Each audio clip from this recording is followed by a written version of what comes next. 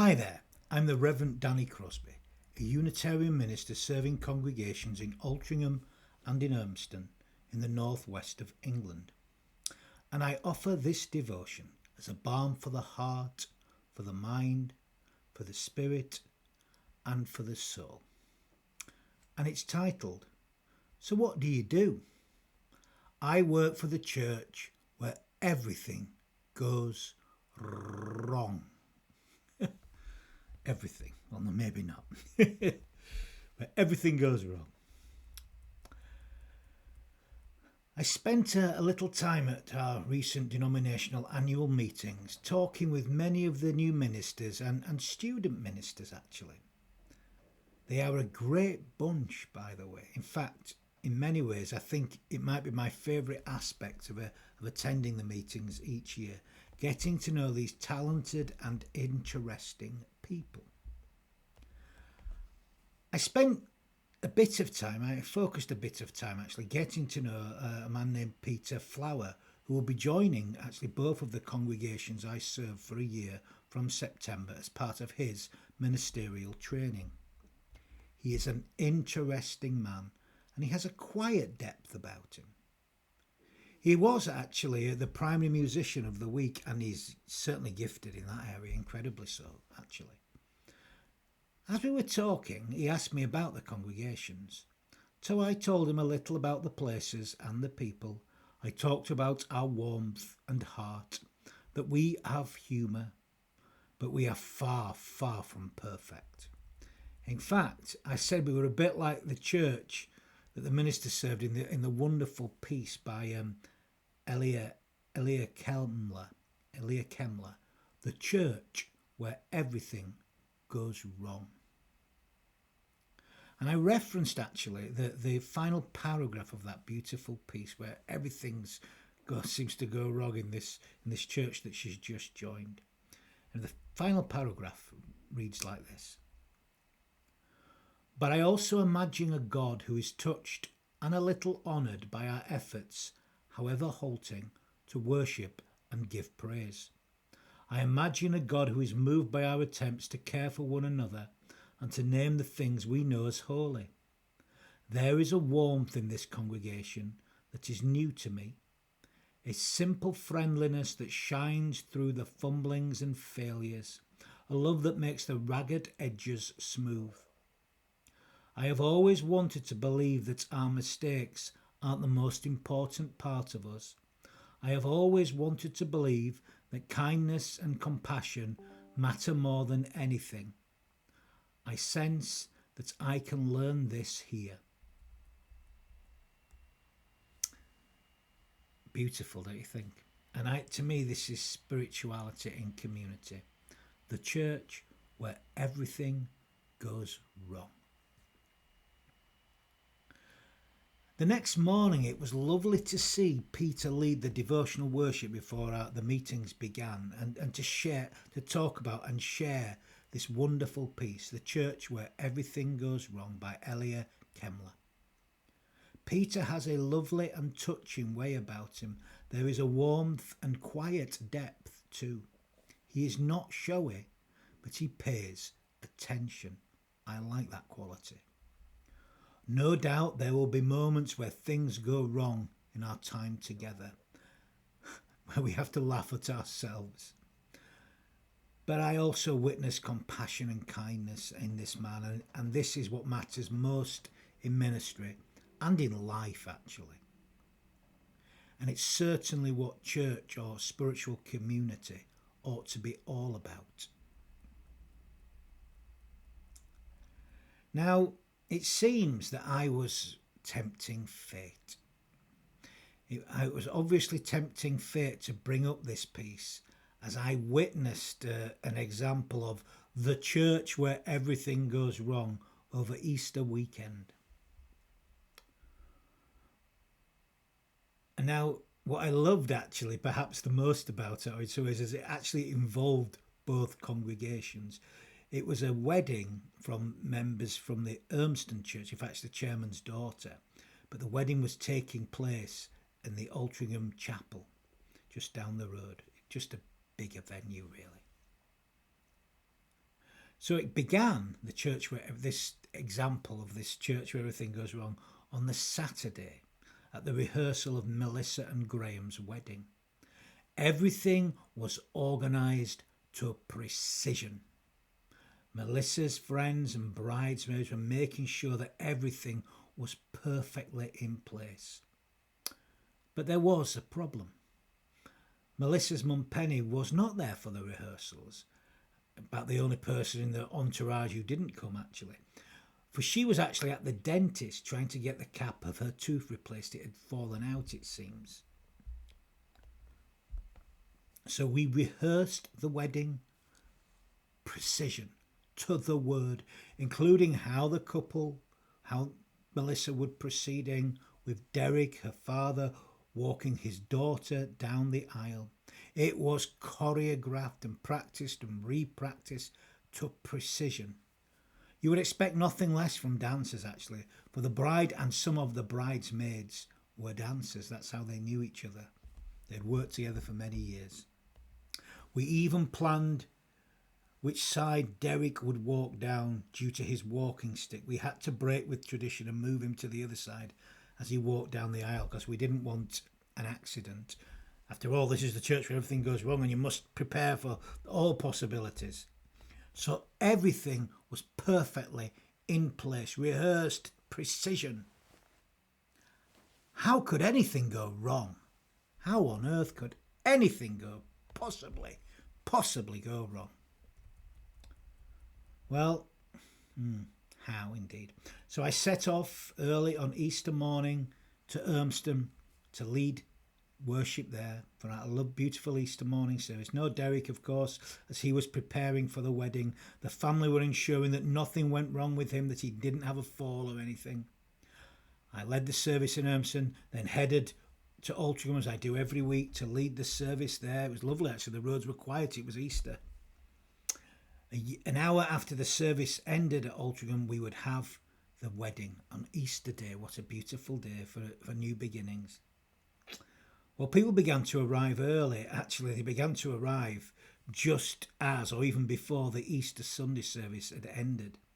So they were all outside, lots of people, some wanting to come in. So I suggested actually that they join with the congregation for refreshments, tea and coffee and biscuits and Easter eggs and all sorts. And so they did, or some of them did. It was a beautiful day as well, so some enjoyed the beautiful garden. They were milling around and the beautiful cherry blossom everywhere. It couldn't have been a more perfect day, the most beautiful day in April you could imagine. And a beautiful atmosphere around the chapel and people milling around and having a lovely time. Just perfect for an Easter Sunday wedding in the Easter sunshine. Beautiful day. All was going perfectly well, and then the hoodoo struck. The church where everything goes wrong. News came that Derek had forgotten his walking stick. What to do? He couldn't walk his daughter down the aisle without it, so we searched around. Gwyneth, the chair of the Altrincham congregation, I found her. She was off doing something. I thought she'd gone home. And she said, Danny, I understand you're looking for me. I goes, oh, yes, we need a walking stick. Well, I think I might have one at home. So she lived within walking distance. So she trotted off home. Someone had found a broken branch from a tree and said, maybe this will do. I found a large golfing umbrella and thought, maybe if worse comes to worse, this will do.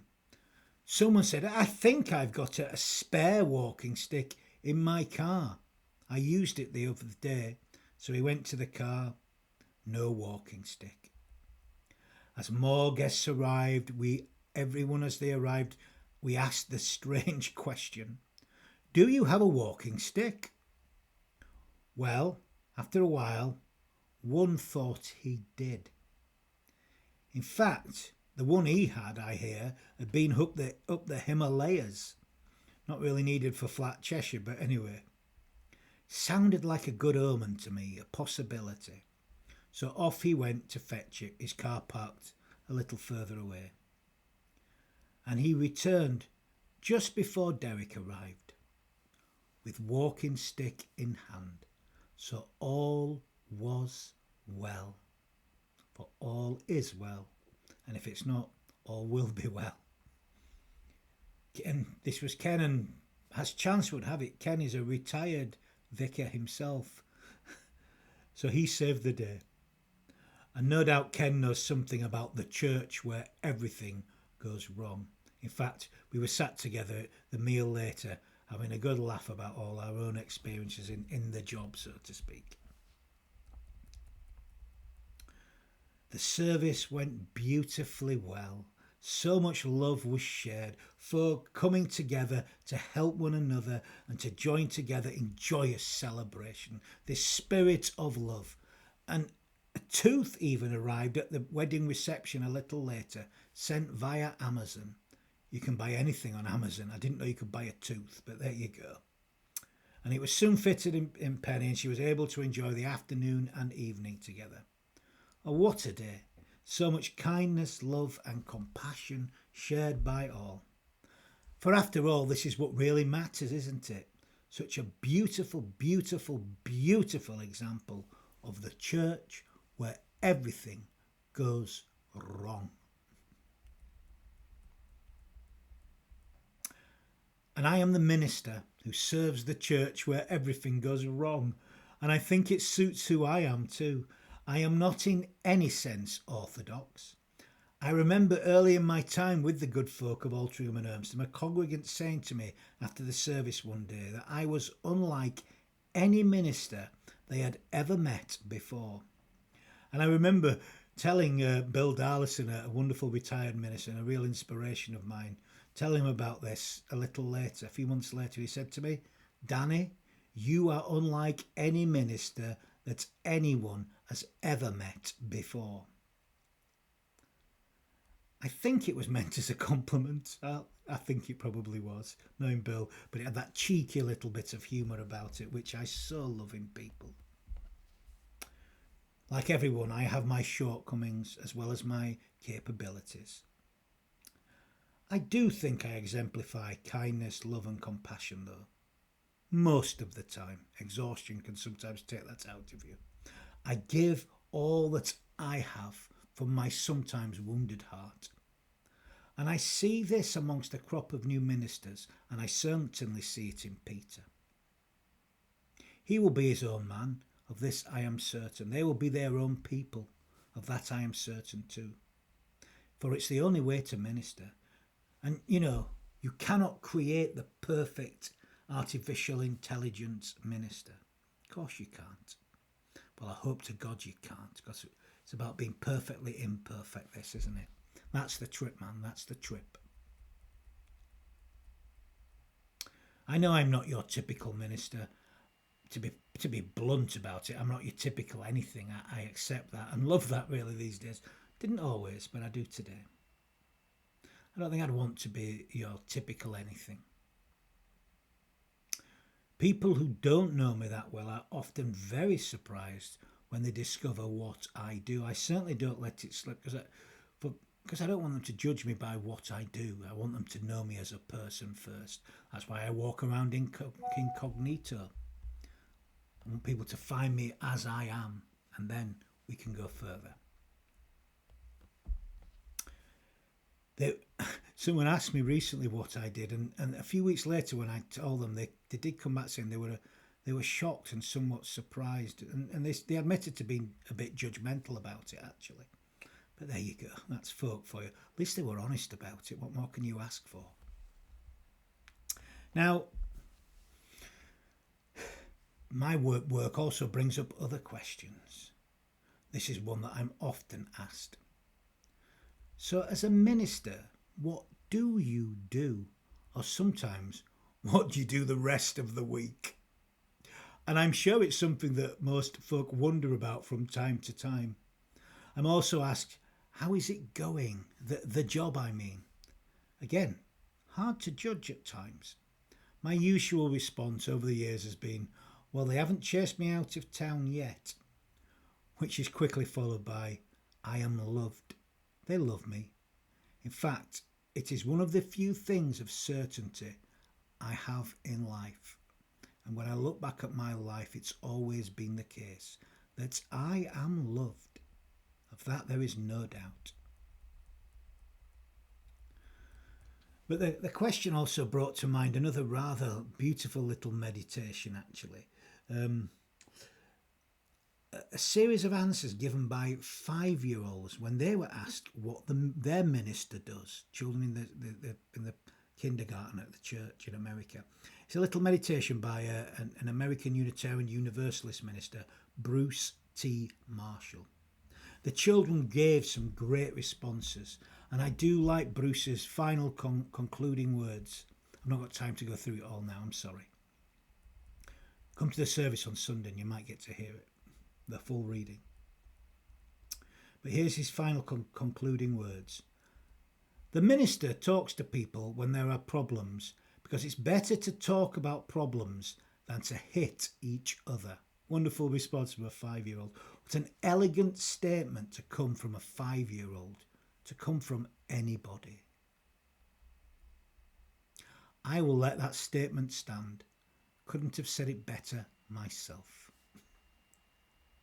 Love that by Bruce. It's a beautiful, beautiful piece. And compliments rather lovely the church where everything goes wrong. And I do believe that statement points to what the role of a minister is, or what it means to minister. And of course, etymologically speaking, to minister is to serve. And to serve is to love in its truest sense. But what do we mean by love? Now, the love I'm talking about here is agape love, self-giving love, love without prejudice, which I believe is what is perfectly exemplified, if anything is perfect. But I think it probably is perfectly exemplified in these words from Matthew's Gospel, chapter 5, verse 48. Therefore, be thee perfect, like your Father in heaven is perfect. And this is the love that is the root on which I believe ministry must grow. Perfect love is love without prejudice. Love for all, regardless of where a person has been, who they are, where they are from, what they may or may not have done in the past. I believe this is the love that is expressed in the prodigal son, the parable of the prodigal son. This, to me, is the essence of love and the essence of service. This is the essence of ministry, what's at the heart of this. And I believe it is the purpose of my role, and I believe it is the purpose of the communities that I serve. This, I believe, is the spirit that must run through all that I do and all that the communities I serve do. Now, of course, and anybody who knows me will tell you this quickly, I fall short of this, and our community of people fall short of this. But we aspire to it. We aim at this and accept that we'll always fall short. Sinare. That's really what it means to sin, really, not to fall short of what you're aiming for. So everybody does that. And it's okay. It's okay to laugh when things go wrong, as we did on Sunday afternoon. It was a joyful occasion, but things did go wrong. Nobody is perfect, so be a somebody. No one can get everything right. I need to remember that, and we all need to remember that. Like Elea Kemler, I can get frustrated at things not working out the way I would like them to work out. Don't we all? That said, just like in the church where everything goes wrong, I too want to believe that kindness and compassion are what matters the most. To me, this is what service and love is all about. This is my hope. This is my dream, to model this love. but we all minister. The Unitarian tradition emphasizes not only the priesthood, but the prophethood of all believers. I am not the only minister in the congregations. We minister as a community of individuals, and not only to ourselves, but also to our wider community. We offer love and service to all. We welcome all. We welcome all to come as they are, exactly as they are, but not to expect to leave in exactly the same condition, to be transformed in a loving and accepting way. And when they leave, to carry that out into the world. That's the blessing I offer every Sunday, to carry that out in all that we feel, all that we think, all that we say, and all that we do, to carry that with us, to be accepted as we are, but to be open to the possibility of reaching that little bit higher, doing a little bit more, to be a good guest and a good host. And to minister is to be a guest, if only for a short while, in the life of another person. And it begins by being both a good host and a good guest. Religion to me, or at least free religion, free spiritual community, that's what we aspire to be about love and service. It's about walking with people in their despair and in their hope, in their suffering and in their bliss, and all that lies in between. It's about accepting people as they are, in all that they are, and that's hard at times. But that's love in its truest sense. It's about offering perfect love, but not asking them to be perfect or expecting us to be perfect, and making that love manifest in our lives, in all that we feel, in all that we think, in all that we say, in all that we do.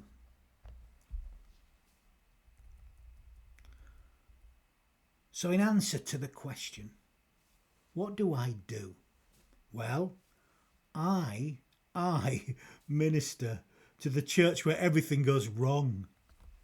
A place where kindness, love and compassion matter the most.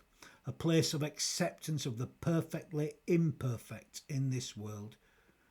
Those who aspire, though, to offer perfect love. A love without prejudice. A place where anyone may feel they belong. A place where we are unafraid to laugh at ourselves and one another. Where we take what we do seriously, but not ourselves too seriously. I give thanks for all who come and join with me to sing with me. Come sing a song with me. Come sing a song with me. Come sing a song with me, that I might know your mind.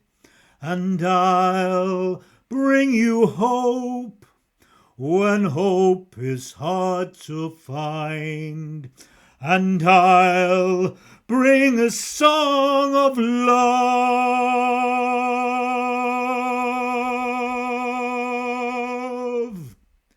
and a rose in the winter time. Thanks for joining with me in the church where everything goes wrong. Welcome. Welcome. Come as you are, exactly as you are, but do not expect to leave in exactly the same condition. So I'm going to end this reflection with a few words of blessing. You know, we need to bless more. We can all bless. And we bless by giving our whole hearts to life. So let's begin by giving our hearts wholeheartedly to life. Let's return to our lives embraced by the light and the warmth of this time together. Let's return in love, ready to struggle on. Return to our life shining forth like a lamp to freedom. And may that infinite light of love shine in and through us all. And may it do so in all that we feel, in all that we think, in all that we say, and in all that we do. Amen. Amen. Amen. Namaste.